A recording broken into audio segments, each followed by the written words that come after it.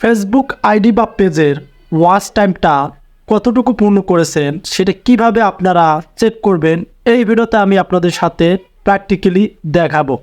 একদম ইউনিকভাবে আপনারা চেক করতে পারবেন যে আপনি আপনার আইডিতে কতটুকু মনিটাইজেশনের জন্য ওয়াচ টাইমটা পূর্ণ করেছেন, বা ফেসবুক পেজ যদি মনিটাইজেশন করতে চান সেখানে কতটুকু আপনারা ওয়াচ টাইমটা পূর্ণ করেছেন। সো এই ওয়াচ টাইমটা কিন্তু আপনাদের একটা প্রবলেম ফেস করতেছে, সেটা হচ্ছে দেখা যাচ্ছে দীর্ঘদিন কিন্তু আপনাদের ওয়াচ টাইম বেড়েছিল, হঠাৎ করে আবার কেটে যাচ্ছে বা কেটে নিচ্ছে ফেসবুক টিম। কোন ভুলের কারণে আপনাদের ওয়াচ টাইমটা কেটে নিচ্ছে আর কিভাবে চেক করবেন, এই দুইটা মাধ্যম নিয়ে কিন্তু আজকের ভিডিওটি। সো ভিডিওটি খুবই গুরুত্বপূর্ণ, কেউ স্কিপ করবেন না, আর অবশ্যই কিন্তু ভিডিওতে লাইক করতে ভুলবেন না। সো এখন কিভাবে আপনারা আপনাদের ওয়াচ টাইমটা চেক করবেন যে মনিটাইজেশন করার জন্য আপনাদের যে 60,000 ওয়াচ টাইমটা পূর্ণ করতে হবে সেটা কত দূর পূর্ণ করেছেন, এই ভিডিওতে কিন্তু আপনারা খুব শীঘ্রই দেখতে পারবেন কিভাবে চেক করা যায়। আর এই যে আপনাদের ওয়াচ টাইমটা কেটে নেয় সেটার কিন্তু কারণটাও আমি আপনাদের সাথে শেয়ার করব। সো বেশি কথা না বলে চলে যাব ভিডিওর মূল টপিকে। আপনারা আমার ফোনের স্ক্রিনটি লক্ষ্য করুন আর ভিডিওটি ফুল কন্টিনিউ করুন। চলে আসলাম আমরা আমাদের ফোনের স্ক্রিনে। এখন যদি আপনাদের আইডি থেকে ওয়াচ টাইমটা চেক করতে চান তাহলে আইডিটি লগ ইন করে নেবেন। যদি পেজ থেকে ওয়াচ টাইমটা চেক করতে চান পেজে, তাহলে পেজটা লগ ইন করে নেবেন। সো আমি কিন্তু আপনাদেরকে এখানে পেজ থেকে দেখাচ্ছি। সো আপনাদের কাজ হবে, এখানে দেখতে পারবেন আইডি বা পেজ লগ ইন করার পর এখানে প্রফেশনাল ড্যাশবোর্ডের আইকন শো করবে। এখন আপনাদের কাজ হবে এই প্রফেশনাল ড্যাশবোর্ড আইকন এখানে ট্যাপ করা।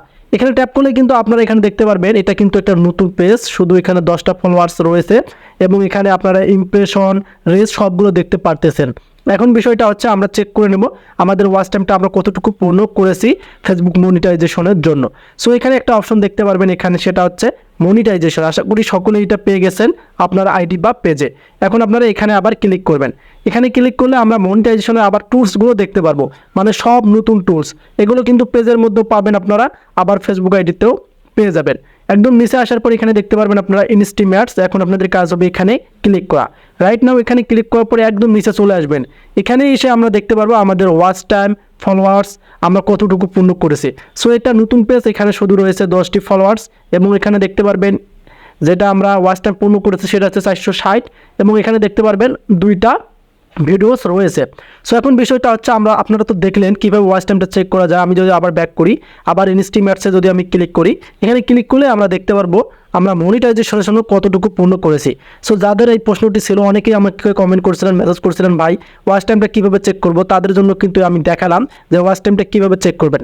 এখানে একটা বিষয় হচ্ছে যে আপনাদের ওয়াচ টাইমটা কেটে নেয়, মাঝে মাঝে দেখা যায় আপনাদের ওয়াচ টাইম অনেক পূর্ণ হয়েছিল কিন্তু হঠাৎ করে আপনাদের ওয়াচ টাইমটা ব্রেকআপ করে, মানে ডাউন করে ফেসবুক টিম। সো এটার কিন্তু কারণ আছে, যে কারণে কিন্তু আপনাদেরকে এই ওয়াচ টাইমটা তারা আবার কেটে নেয়।